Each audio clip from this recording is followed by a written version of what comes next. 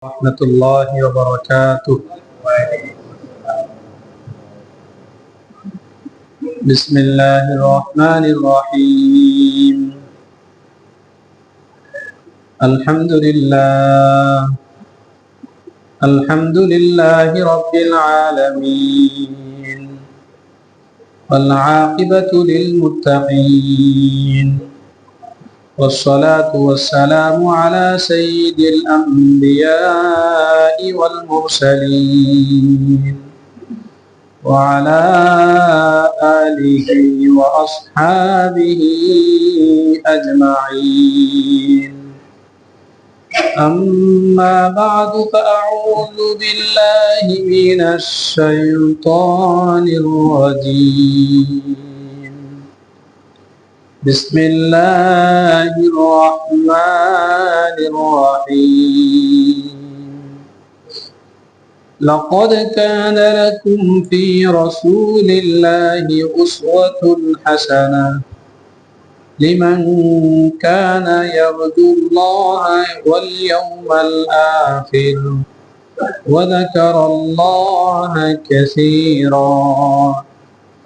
وقال الله تعالى في موضع آخر: وما أرسلنا من رسول إلا ليطاع بإذن الله.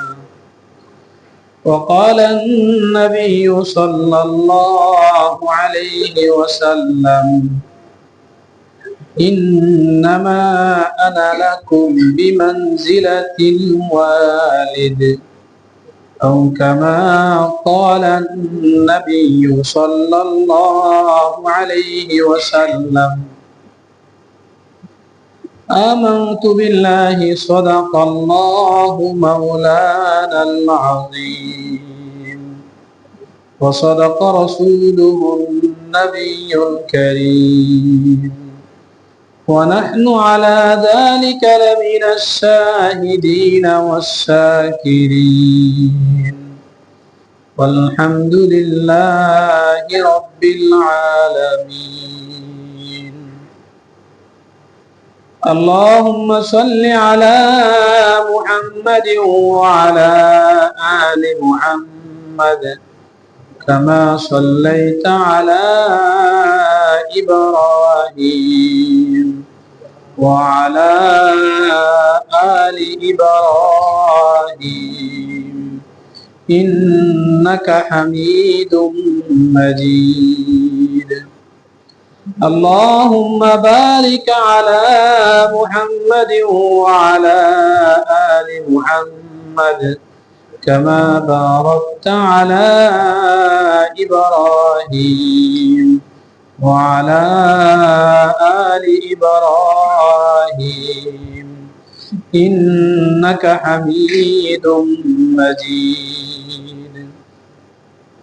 وهو معكم أينما كنتم، وهو معكم أينما كنتم. ألم يعلم بأن الله يرى؟ ألم يعلم بأن الله يرى؟ قالوا سبحانك لا علم لنا إلا ما علمتنا إنك أنت العليم الحكيم.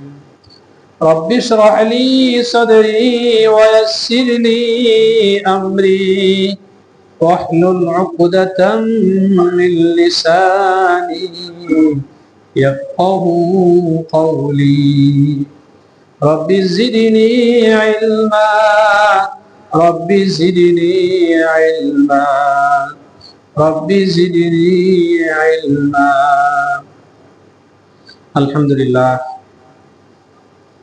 মুআজ্জাজ মুহতারাম সম্মানিত মুসল্লিয়ান কিরাম, আল্লাহ রাব্বুল আলামিন আমাদেরকে পবিত্র জুমার দিন জুমার নামাজ আদায়ের জন্য মসজিদে আসার তৌফিক দান করেছেন। শুকরিয়া তান বলি আলহামদুলিল্লাহ। মুহতারাম হাজিরিন, দুনিয়ার জীবনে যার যা পেশা থাকে সে ওই পেশা নিয়ে বেশি মত্ত থাকে। যে ব্যবসায়ী উঠতে বসতে ওই ব্যবসার ফিকিরে থাকে, আলোচনা ব্যবসা হয়, ব্যবসায়ী লোকদের কাছে আসা যাওয়া বেশি করে, কারণ তার পেশা হলো ব্যবসা। এই ব্যবসার লাইনে সে কামিয়াব হতে চায়। এভাবে যে যে পেশায় কাজ করে তার মুখের আলোচনা, তার ফিকির, তার হাঁটা চলা সব ওই কেন্দ্রিক হয়, ঠিক কিনা? তোমার ভাইয়া অসুবিধা নেই, হতে পারে। এর সাথে সাথে যুক্ত হওয়া উচিত আমাদের আল্লাহ রাব্বুল আলামিনের কাছে ক্ষমা পাওয়া। আমার এটা যুক্ত হওয়া উচিত, টার্গেট হওয়া উচিত। টার্গেট হলো আমি ক্ষমা পেতে চাই আল্লাহর কাছে, নাজাত পেতে চাই আল্লাহর কাছে, মুক্তি লাভ করতে চাই আল্লাহর কাছে। যদি পৃথকভাবে জিজ্ঞাসা করা হয় তাহলে সবাই আমরা বলবো এটাই আমাদের টার্গেট, আল্লাহর কাছে ক্ষমা পেতে চাই। জীবনে চলতে ফিরতে উঠতে বসতে যা কিছু হয়েছে সব কিছুর পিছনে আল্লাহ থেকে ক্ষমা পেতে চাই। পৃথকভাবে জিজ্ঞাসা করলে আমরা সবাই এটাই বলবো। যখন আমাদের কথা এটাই, তাহলে মহতারাম দোস্ত যেন এটা বাস্তব পর্যায়েও আসে। বলতে থাকি, যেখানে যাই ওই জায়গায় বলি হে আল্লাহ আপনি আমাকে মাফ করুন। আমার জবানকে খরচ করি ক্ষমার পিছনে, আল্লাহর কাছে ক্ষমা চাওয়ার পিছনে। পারবা ইনশাআল্লাহ? সবাই টার্গেট নেই, আমার এটা টার্গেট, আমি আল্লাহর কাছে মাফ পেতে চাই। হাকিমুল উম্মত হযরত মাওলানা আশরাফ আলী থানভী রাহমাতুল্লাহি আলাইহি বলেছেন, রূহানি জগতের চিকিৎসক, রূহানি চিকিৎসা দিয়েছেন। উনি বলতেন সালিকিনদেরকে কেউ গুনাহ করছে, মন কালো, বিষাদগ্রস্ত, বিষণ্ণতায় তার চেহারা আছে, তো জিজ্ঞাসা করলেন তোমার চেহারা বিষণ্ণতা কেন? হুজুর গুনাহ করে ফেলেছে। তাহলে বিষণ্ণতা কি আছে? গুনাহ করছো, আল্লাহর কাছে বলো আল্লাহ মাফ করে দেন। তো তিনি সালেকিনদেরকে চিকিৎসা দিয়েছেন, প্রেসক্রিপশন দিয়েছেন, গুনাহগার তুমি যতবার গুনাহ করবে দিলকে বোঝাও, আমি ততবার ইস্তেগফার করব, আল্লাহর কাছে ক্ষমা চাও। যদি 1000 বার গুনাহ হয় তাহলে আমাদের ইস্তেগফার 1100 বার। আমরা পারবো না ইনশাআল্লাহ ভাই? গুনাহ তো হয়ই, চেষ্টা করবো যেন না হয়। এরপরেও গুনাহ হচ্ছে, একের পর এক হচ্ছে, তো আমরা এই প্রেসক্রিপশন কাজে লাগে। গুনাহ হয়েছে সবকিছু বলে গিয়ে আমি আল্লাহর কাছে বলবো আস্তাগফিরুল্লাহ, আস্তাগফিরুল্লাহ রাব্বি মিন কুল্লি যামবিন ওয়া আতুবু ইলাইহি, লা হাওলা ওয়ালা কুওয়াতা ইল্লা বিল্লাহিল আলিয়্যিল আযীম। সংকোচের দরকার নাই, ভালো লাগবে না। গুনাহ করার পরে ইস্তেগফার কিভাবে ভালো লাগবে? গুনাহ তো শয়তান করাইছে, যে গুনাহ শয়তান করিয়েছে এখন ওই গুনাহকে মোচনের জন্য প্রয়োজন হলো ইস্তেগফার। ভালো লাগবে না, মন সায় দিবে না, এরপরেও ইস্তেগফার বলে ফেলি, সংকোচ ছেড়ে বলে ফেলি আস্তাগফিরুল্লাহ, হে আল্লাহ আমি আপনার কাছে ক্ষমা চাই। আল্লাহ তো দেওয়ার জন্য প্রস্তুত। মহতারাম দোস্ত, আজকের ভূমিকা আলোচনায় আমি যে বিষয়টি বলতে চাচ্ছি, আমাদের দুনিয়ায় যে যে পেশায় চাকরি করি সেটা যেমন আমাদের সব সময়ের জপনা হয়, আলোচনা হয়, ফিকির হয়, বাস আখিরাতের আমরা একটা বিষয় সবক নেই, আল্লাহর কাছে ক্ষমা পেতে চাই, দোয়া তুলবো আল্লাহ মাফ করে। কারোর সাথে কথা বলবো, যা কিছু বলবো আল্লাহর ক্ষমাটা যেন আল্লাহর কাছে চেয়ে। জনাব রাসূল করিম সাল্লাল্লাহু আলাইহি ওয়াসাল্লাম হাদিসে আসছে, বলেছেন আমি এক এক দিন 70 বারেরও বেশি আল্লাহর কাছে ক্ষমা চাইতাম, ইস্তেগফার।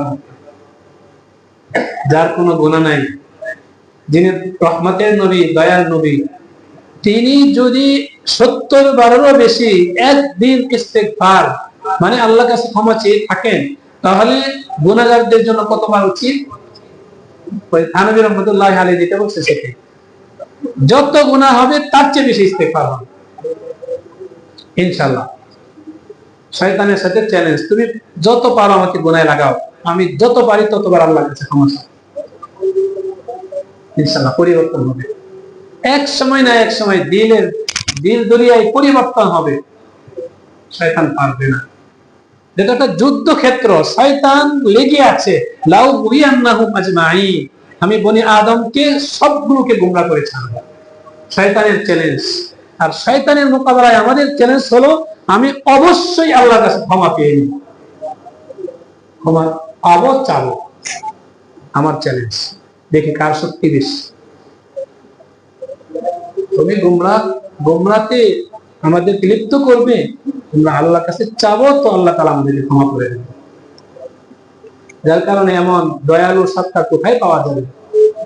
গুনাহগার কেউ ডেকে বলছেন, ইয়া ইবাদিয়াল্লাযীনা আসরাফু আলা আনফুসিহিম লা তাকনাতু মির রাহমাতিল্লাহ।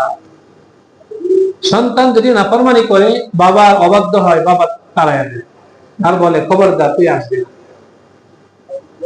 দরজা বন্ধ করে দেয়। উল্টা ধমকি দেয়, খবরদার আমার এই বাড়ির চৌহদ্দির ভিতরে ঢুকবে না। বাবা সন্তানকে এভাবে ধমকি দেয়। আর আল্লাহ রাব্বুল আলামিন নাফরমানকে বলতেছে আসো, সুবহানাল্লাহ বলি, নাফরমানকে ডাকতেছে আসো, লা তাকনাতু মির রাহমাতিল্লাহ। তুমি গুনাহ করছো, এর পরেও, গুনাহ করার পরেও আমার রহমত থেকে নিরাশ হও না, তুমি আমার কাছেই আসো, ফাফিরু ইলাল্লাহ, আমার কাছে আসো। গুনাহ করছো, তোমার বাবা তাড়ায় দিতে পারে, অন্যায় করছো উস্তাদ ক্লাস থেকে বের করে দিতে পারে, অন্যায় করছো সমাজ থেকে সমস্ত হতে পারো, সমাজের মানুষ তোমাকে বের করে দিতে পারে। শোনো, আমি তোমার বাবার মতো না, আমি তোমার উস্তাদের মতো না, আমি সমাজের লোকদের মতো না, আমি তো এই সব কিছু ঊর্ধ্বে দয়ালু সত্তা আল্লাহ। তুমি যতবার গুনাহ করবে আমার রহমতের দিকে চেয়ে তুমি আমার কাছে আসো, আমি তোমার গুনাহ ক্ষমা করে দেব। বড় অভাব গুনাহ হচ্ছে, এর পিছনে আমাদের ইস্তিগফারের পরিমাণ কম, যে পরিমাণ হওয়া দরকার। আল্লাহ তাআলা ডাকতেছেন আসো বান্দা আসো।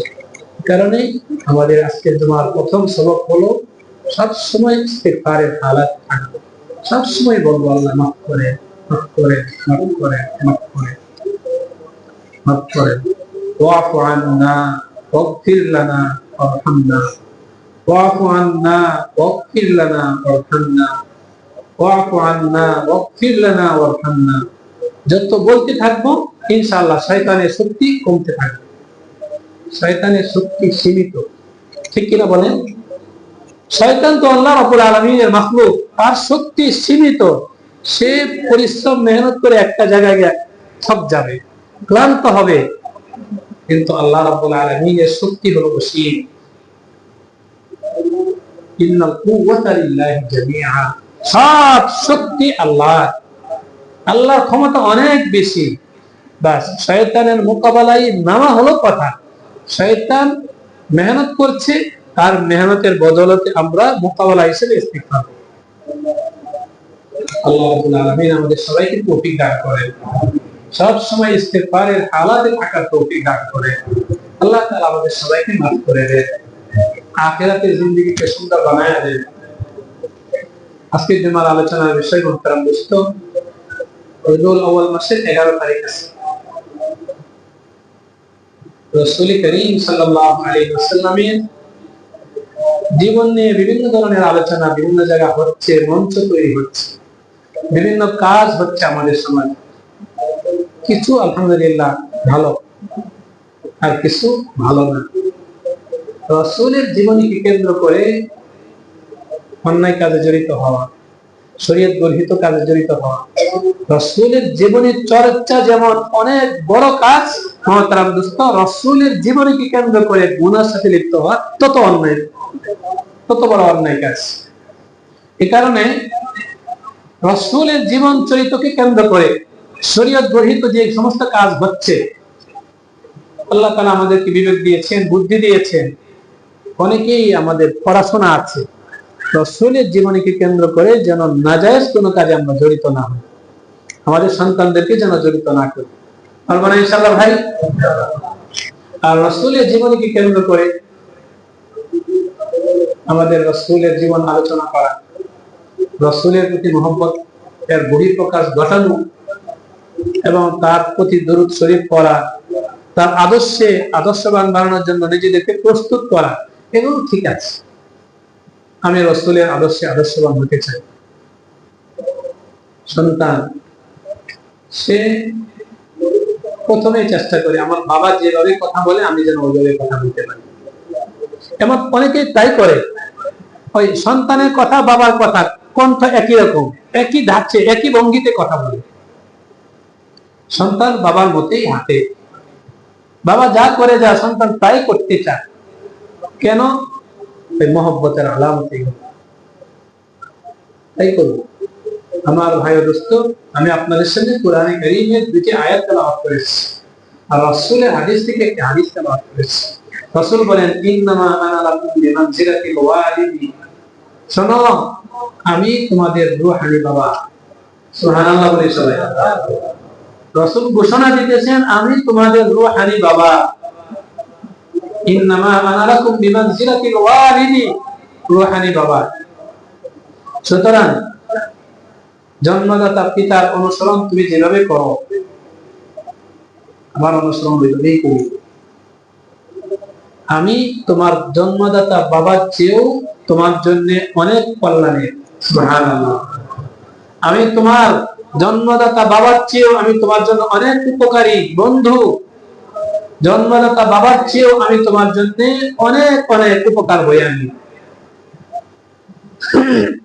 বাবা চান তার সন্তানদেরকে একটা পর্যায়ে রেখে যেতে। বৃদ্ধ হয়ে গেছেন, চিন্তা করেন আমার পরে সন্তানরা কিভাবে সুখে থাকতে পারে। এ কারণে বাবা সন্তানের সুখে থাকার ব্যবস্থা করেন, ঘর বানায় দেন, ব্যাংক ব্যালেন্স করে দেন, জায়গা কিনে দেন। কেন? এই সব কিছুর পিছনে আমার সন্তান যেন ভালো থাকে,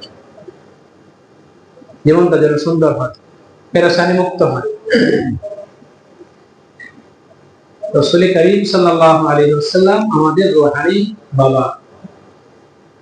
সাহাবায়ে কেরামের জামানায় তো সাহাবায়ে কেরামের উম্মতের জন্য চেষ্টা করছেনই। কিয়ামত পর্যন্ত যত উম্মত আসবে সব উম্মতের জন্য, সব উম্মত যেন শান্তিতে থাকতে পারে, নিরাপদে থাকতে পারে, শত্রুমুক্ত থাকতে পারে, ওই ফর্মুলা রাসূল দিয়ে গেছেন। সুবহানাল্লাহ।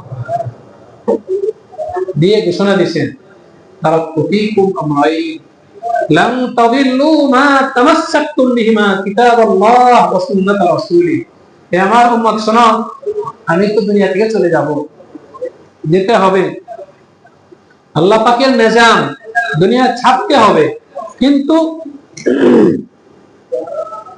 আমি তোমাদের রূহানি পিতা হিসেবে তোমরা যেন শান্তিতে থাকতে পারো এই কারণেই আমি ব্যবস্থা করে গিয়েছি।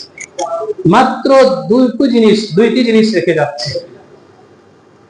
যদি তোমরা এই দুইটা জিনিসকে মজবুত ভাবে ধরতে পারো, লান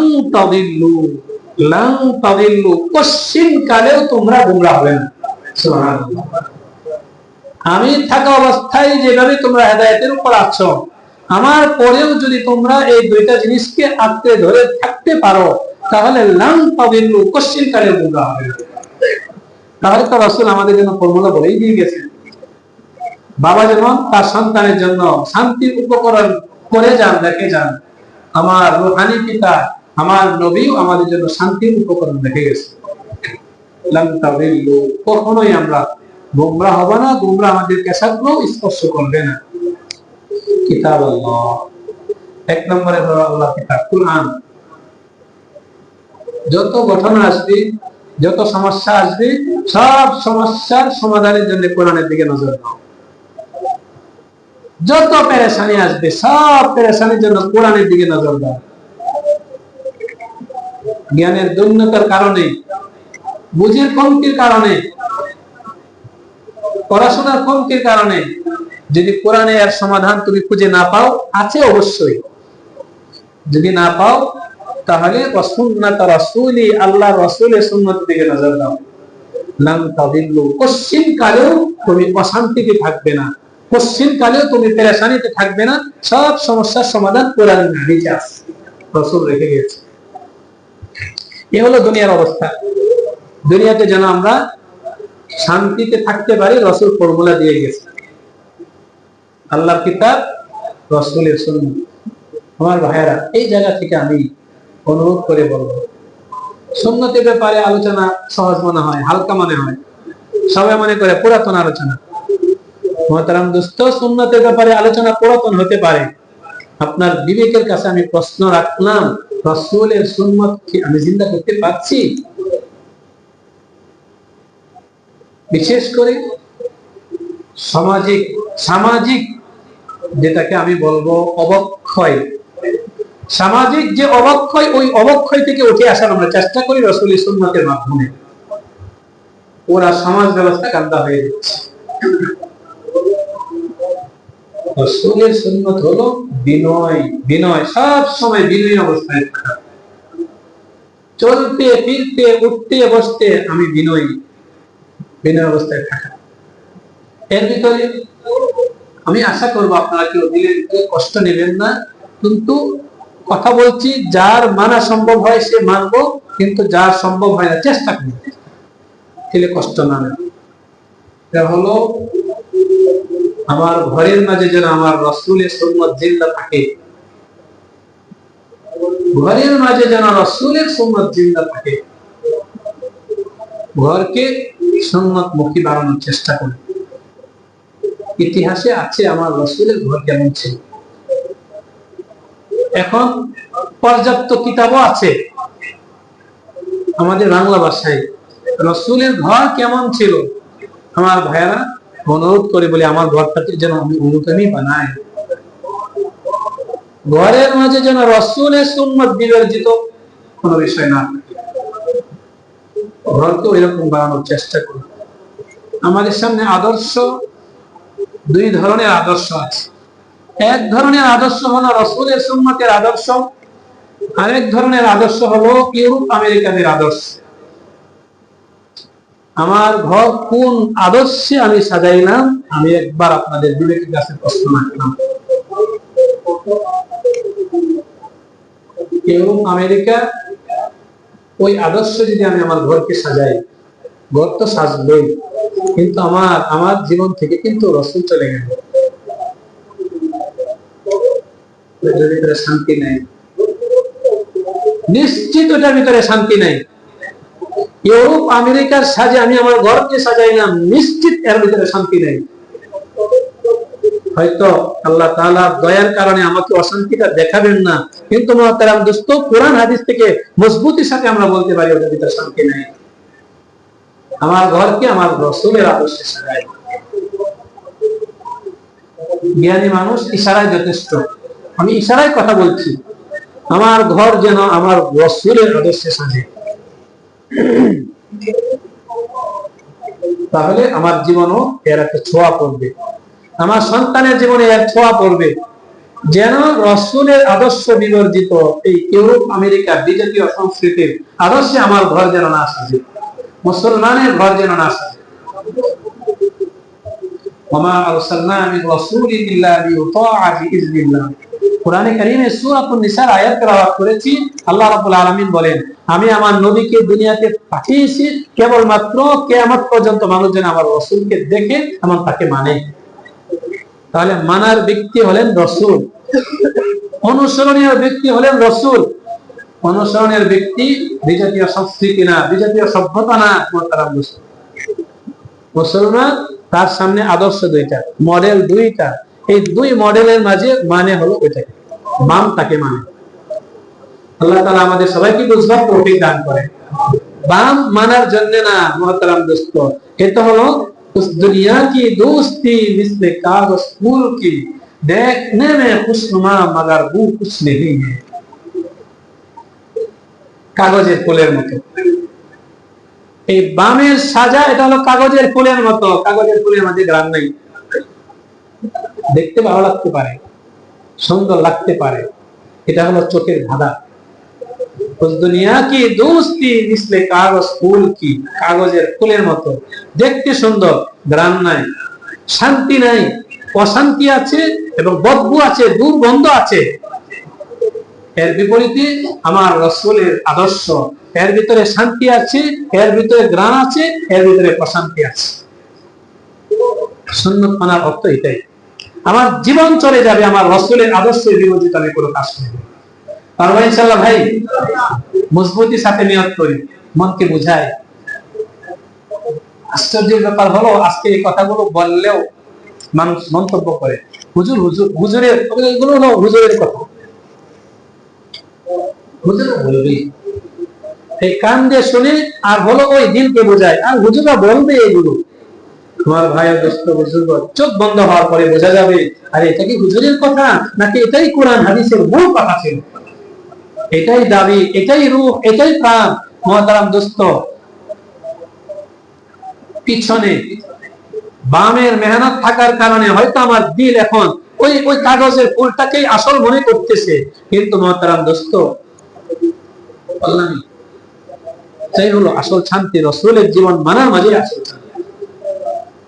কবি বলেন, নিকল जाए जा तेरे कदमों के नीचे, निकल जाए जा तेरे कदमों के नीचे, यही दिल की हसरत, यही आरज़ू है।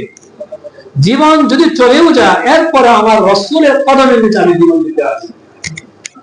निकल जाए जा तेरे कदमों के नीचे, আমার রাসূলের কদমের নিচে আমি আমার জীবনকে উৎসর্গিত করতে চাই। রাসূলের আদর্শ মানার মাঝে আমি আমার জীবনকে উৎসর্গিত করতে চাই, তার ব্যতিক্রম আমি কিছু করতে চাই। কষ্ট হোক হোক, জীবন চলে যাক হোক, চলে যাক, এরপরেও তো কার জন্য গেল? আমার নবীর জন্য গেল, নবীর আদর্শ মানার জন্য গেল। নিকল जाए जा तेरे कदमों के नीचे, यही दिल की हसरत, यही आरज़ू है। একজন মুমিনের দিলের তামান্না যদি এটা হতে পারে, একজন মুমিনের দিলের একান্ত ইচ্ছা যদি এটা হতে পারে, ইনশাআল্লাহ মুহতারাম দোস্ত, আমার তো হলো চেষ্টা করা, কামিয়াবির মালিক তো আল্লাহ, তিনি কামিয়াবি দিবেন। আমি এই পয়েন্টে আসি, আমার জীবন চলে গেল আমার রাসূলের আদর্শের বিপরীতে কোনো কাজ করব। মানুষ উপহাস করবে, করুক,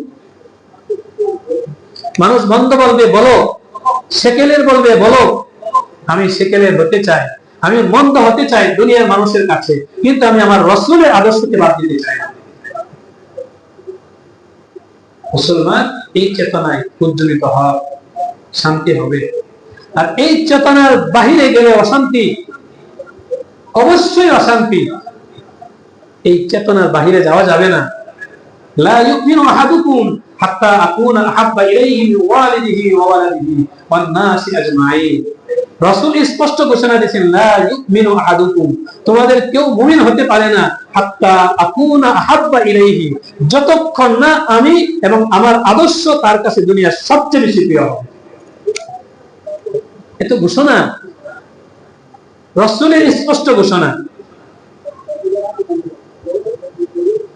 অন্য জায়গায় আছে সালাসুন মান কুন্না ফীহি ওয়াজাদা হালাওয়াতাল ঈমান, ঈমানের স্বাদ ওই ব্যক্তি অনুভব করতে পারবে, আমলের মজা ওই ব্যক্তি অনুভব করতে পারবে। মুহতারাম দোস্ত, আল্লাহ তাআলা আমাদের সবাইকে বুঝবার তৌফিক দান করেন। মজা পাই না নামাজের মাঝে, মজা পাই না আমলের মাঝে, সবাই করে তাই করি, কিন্তু বেমজা। ওই জরাক্রান্ত ব্যক্তি যেমন খাবার খাইলে অরুচি রুচি লাগে, আমার আপনার, মেহরবানি করে কেউ কষ্ট নেবেন না, আমার আপনার আমল হলো ওই রকম বেমজা আমল, রূহ ছাড়া আমল, আমলের ভিতরে মজা নাই। কেন? আরে আমলের ভিতরে মজা লাগার জন্য তরকারিতে যেমন মশলার প্রয়োজন, মশলা ছাড়া হবে না।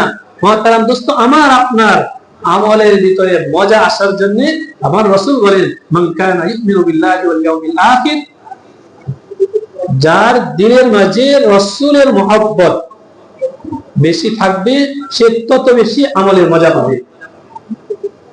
রাসূলের মহব্বত শুধুমাত্র বলার নাম না, রাসূলের মহব্বত হলো বাস্তব ক্ষেত্রে আমলের নাম, বাস্তবায়নের নাম। নকশে কদম নবী কে হে সুন্নত কে রাস্তে, জান্নাত কে রাস্তে আল্লাহ সে মিলাতে হে সুন্নত কে রাস্তে। হাকিম আখতার সাহেব রাহমাতুল্লাহি আলাইহি বলছেন, শুধুমাত্র বলার নাম রাসূলের সুন্নত মানা নয়, বাস্তব জীবনে এটাকে বাস্তবায়নের নাম। মুসলমান, তুমি বাস্তবায়ন করতে পারছো কিনা দেখো, তাহলে বোঝা যাবে। সিদ্ধান্ত নেই দিলের মাঝে, মনের মাঝে, আমি আমার রাসূলের আদর্শের বিবর্জিত কোনো কাজ করব না। যদি এতটুকু সিদ্ধান্ত নেই, তাহলে আমার জীবনের পরতে পরতে, ক্ষণে ক্ষণে, মুহূর্তে মুহূর্তে আমার দিলে আসবে কি এই কাজ করব, আমার রাসূল কি বলছেন দেখি, আমার রাসূলের নির্দেশনা কি দেখি, আল্লাহ তাআলা ওইভাবেই করাবেন। মানার নাম কামিয়াবি, শান্তির নাম রাসূলের সুন্নাতকে মানা। যেটা বললাম, নিকাল জায়দা তেরে কদমকে দিয়েছে, উদাহরণ দিলের ভিতরে আসছে, এই কারণে বলতেছি। আমার রাসূল নিচে বসে খানা খাইছে, রাসূল নিচে বসছে, এটা মাসলা না, এটা হলো মহব্বত। যে কথাটা বলবো মাসলা না, মহব্বত।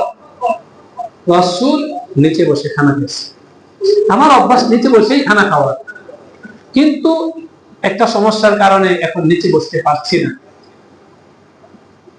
এই যে এখন মহব্বত, নিকাল জায়দা তেরে কদমকে নিচে, আমার জান চলে গেল, আমি আমার রাসূলের আদর্শে বিবর্জিত, আমি অন্যভাবে খানা খাবো না, নিচে বসবো। এখন বলতে পারেন হুজুর, এটা হলো বেশি আবেগ হয়ে গেল। বেশি আবেগটা আমার রাসূলের ক্ষেত্রে ঠিক আছে, আল্লাহর কাছে ঠিক আছে। রাসূল, আল্লাহ আর রাসূল ছাড়া যদি অন্য ক্ষেত্রে হতো তাহলে ঠিক আছে, আপনার কথা ঠিক ছিল। কিন্তু এই জায়গা কোন ব্যক্তি যদি রাসূলের প্রতি আবেগ দেখিয়ে সে নিচে বসে খানা খায়, আর এই কারণে যদি তার ক্ষতি হয়, মুহতারাম দোস্ত, আল্লাহ রাব্বুল আলামিন এই ক্ষতির কারণে জান্নাতে তার মাকাম অনেক উঁচু করে দেবেন। সাহাবায়ে কেরাম রিদওয়ানুল্লাহি আলাইহিম আজমাইনের জীবনে এমন নজির আছে, দৃষ্টান্ত আছে। হযরত খুবাইব রাদিয়াল্লাহু আনহু উনি বলছেন, আল্লাহ ইন্নী উহিব্বু, আমি আমার স্ত্রীর কাছে থাকি, আমি আমার সন্তানের কাছে থাকি, থাকা অবস্থায় শান্তিতে আছি। এই অবস্থায় যদি আমার কানে খবর আসে, ইন্না মুহাম্মাদান সাল্লাল্লাহু আলাইহি ওয়াসাল্লাম ইউসাকু শাওকাতান, যে আমার রাসূলের গায়ে একটা কাঁটা বিদ্ধ হয়েছে, তাহলে আমি আমার স্ত্রী সন্তানের মহব্বত ছেড়ে আমি আমার রাসূলের ওই কাঁটা দূর করার জন্য চেষ্টা করব। কেউ যদি আমাকে বলে, তুমি কল্পনা করো যে তোমার রাসূলের গায়ে একটা কাঁটা লাগবে, আমি এই কল্পনা করতেও রাজি না, এই কল্পনা করতেও রাজি না। রাসূলের সুন্নতের সামনে আমি আমার জীবন বিসর্জন দিতে প্রস্তুত আছি। হযরত সাবিত ইবনে কায়েস রাদিয়াল্লাহু আনহু মসজিদে নববীর পাশে বসা ছিলেন, তো আরেকজন সাহাবী আসছে, ওই সাহাবীর সাথে তিনি কথা বলতেছিলেন। অনেকের অভ্যাস হলো একজন মানুষের সাথে কথা বললে যতটুকু আওয়াজে কথা বলতে হয়, অভ্যাস হয়ে গেছে, কতটুকু না আরো বেশি আওয়াজে কথা বলে। অনেকের অভ্যাস এরকম থাকে।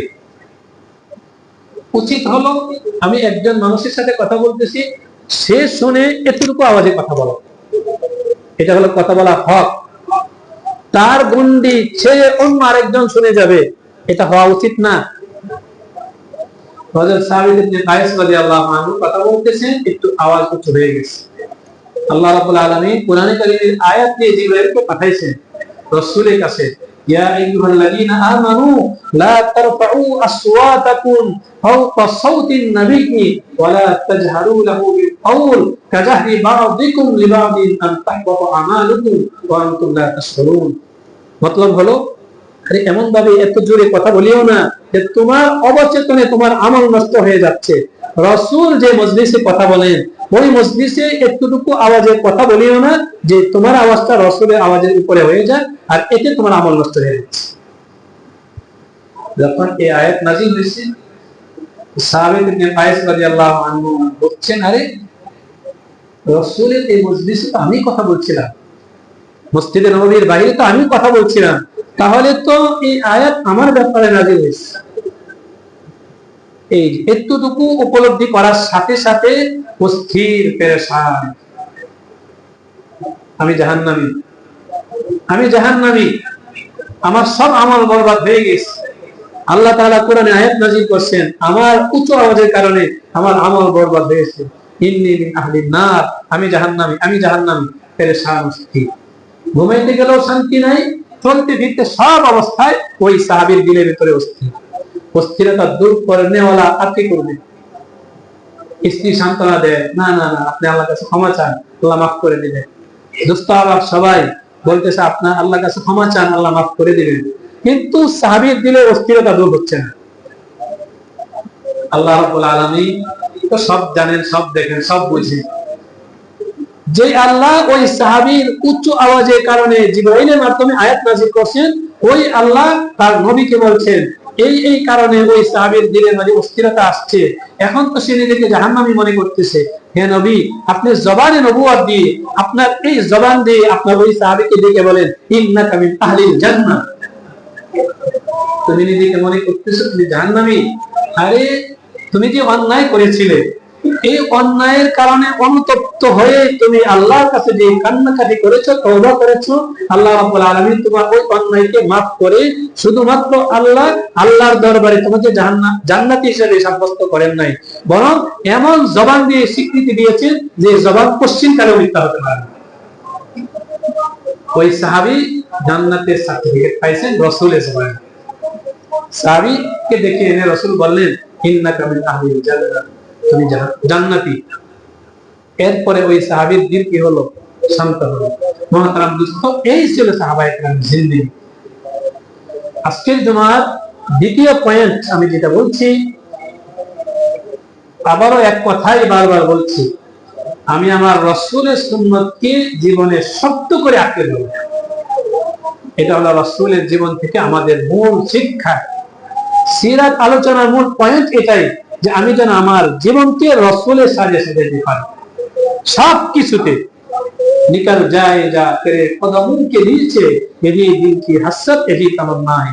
জীবন চলে যাবে, এরপরে রাসূলের আদর্শ আমি বাদ দিতে পারবো না। রাসূলের আদর্শ যেটা সেটাই করব। চাকরি যাবে, যা অসুবিধা নেই, যা কিছু হয় হবে, আমি আমার রাসূলের সুন্নতকে মাথার উপর রাখবো। আলা ওয়াসির নাই পারবেন ইনশাআল্লাহ ভাই। আল্লাহ রাব্বুল আলামিন আমাদের সবাইকে তৌফিক দান করে। দুইটা সবক আসলো। এক নম্বরের সবক হলো সব সময় আল্লাহর কাছে ক্ষমা চাওয়া, হে আল্লাহ মাফ করে দেন, আপনি আমাকে ক্ষমা করে দেন। উঠতে বসতে চলতে ফিরতে জীবনের সবক সব সময় আল্লাহর কাছে ক্ষমা চাওয়া। দ্বিতীয় নম্বর সবক হলো আমি আমার শরীরের শেষ রক্তবিন্দু থাকা পর্যন্ত রাসূলের সুন্নতের খেলাফ কোনো কাজ করব না। বামদের যে ফিকির আসবে, বামদের যে দর্শন আসবে, বামদের থেকে যে সাজানো জিনিস আমার সামনে আসবে, ওইটাকে আমি পদদলিত করব, পিছনে ফেলে দেব। আমার রাসূলের সুন্নতকে সর্বশক্তি দিয়ে আঁকড়ে ধরব। আল্লাহ রাব্বুল আলামিন আমাদের সবাইকে আমল করার তৌফিক দান করেন।